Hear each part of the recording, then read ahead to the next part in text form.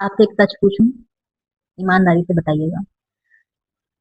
क्या कभी आपके साथ ऐसा हुआ है कि दिन भर आपने कोई भी ऐसा काम नहीं किया जिससे आपका शरीर थका हुआ महसूस करे, पर फिर भी आपको अंदर से थकान महसूस होती है? आप अंदर से पूरी तरीके से खाली महसूस करते हो? क्या आप भी रोज सुबह उठकर तैयार होकर अपने चेहरे पर वो हंसी का मुखौटा पहनते हो, दुनिया को दिखाने के लिए कि मैं खुश हूँ, मैं बिल्कुल ठीक हूँ? अगर ऐसा है तो ये वीडियो खास तौर पे आपके लिए ही बनी है। इसे एंड तक जरूर देखिएगा। अभी कुछ ही दिन पहले मैंने ये लाइन लिखी है। ये सिर्फ शब्द नहीं है, ये वो भाव है जिन्हें लिखकर मैंने अपने अंदर के समंदर को शांत किया। कविता कुछ यूं है। मौका। मैं हूं कुछ तेरे लिए, कभी तो एक मौका दे। मुझे भी यकीन हो तू है खड़ा मेरे लिए। जमाना कहता है रोटी कमाने वाला थकता है, रोटी बनाने वाला थकता है, पर कोई ये नहीं कहता कि इंतजार करने वाला थकता है। मुझे वो एक दिन दे, मुझे वो एक दिन दे जब रखूं थक कर सर अपना तेरे कांधे पर। मुझे वो एक यकीन दे, उतार दूं कवच योद्धावर का।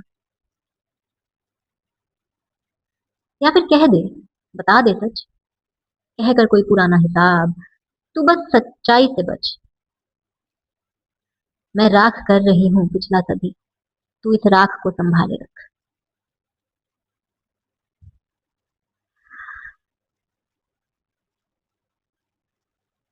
चलिए, आज इस दर्द को थोड़ा हम योगिक दृष्टि से महसूस करने वाले हैं। अब यहाँ इंतजार की जो बात की गई है, इंतजार आखिर किसका है? रोटी कमाने वाला शरीर से थकता है, रोटी बनाने वाला मन से थकता है, लेकिन ये इंतजार करने वाला कौन है? योग दर्शन कहता है कि ये आपकी जीवात्मा है। जीवात्मा यानी जिसे हम सोल कहते हैं। हमारी आत्मा जन्मों जन्मों से इंतजार कर रही है कि कब हम इस दुनिया के शोर से बाहर निकलकर अपनी परम शांति परमात्मा से मिलेंगे। क्या आपने कभी अपनी आत्मा की इस पुकार को सुना है? मन कभी बेचैन हुआ हो कि मुझे शांति कब मिलेगी? कभी ऐसा महसूस किया? योद्धा का कवच या हमारा अहंकार? कविता में जो दूसरी लाइन है कि उतार दूं कवच योद्धावर का। अब हम समाज के सामने ना बिल्कुल perfect, happy to go, happy go lucky बन के रहते हैं। चेहरे पर मुस्कान लिए छोटी छोटी बातों पर इस तरीके से हंसते हैं जैसे हम बहुत ही खुश मिजाज हैं। लेकिन जो ये नाटक करते हैं हम, इसे योग में हम अहंकार या अस्मिता कहते हैं। अब आप ही बताइए, कब तक इस भारी कवच को आप ढोते रहेंगे? भगवत गीता और भक्ति योग में इस चीज के लिए एक बहुत ही सुंदर शब्द बनाया गया है। वो है शरणागति, यानी कंप्लीट सरेंडर, टोटल सरेंडर। शरणागति का मतलब हार मानना बिल्कुल भी नहीं होता। शरणागति का मतलब है ईश्वर से ये कहना कि हे प्रभु, मैं अब थक चुका हूँ, मुझे संभाल, मुझे थोड़ा आराम दे। तो जब आप कंप्लीट सरेंडर कर देते हैं, आपकी कहानी संभालने के लिए भगवान आते हैं। राख का रहस्य क्या है? कविता की आखिरी लाइन कि मैं राख कर रही हूँ सभी, तू इस राख को संभाले रख। इसमें एक पीड़ा है,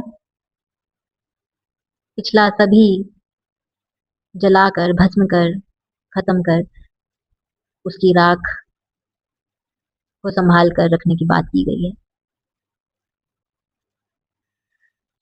क्या आप जानते हैं भगवान शिव अपने शरीर पर राख या भस्म क्यों लगाते हैं? क्योंकि राख इस बात का प्रतीक है कि पुराना सब जलकर खत्म हो चुका है। सारे दुख, सारे अतीत के हिसाब, सब कुछ राख हो गया है। इसे योग में हम वैराग्य कहते हैं। वैराग्य यानी डिटैचमेंट। अब जब आप अपनी पुरानी पहचान को भस्म कर देते हैं, तब एक नया जन्म होता है। अब इस बात को हमने हमारी पिछली कविता में भी समझाया था। तो आज योगी मम्मी की तरफ से आपके लिए एक छोटा सा टास्क है।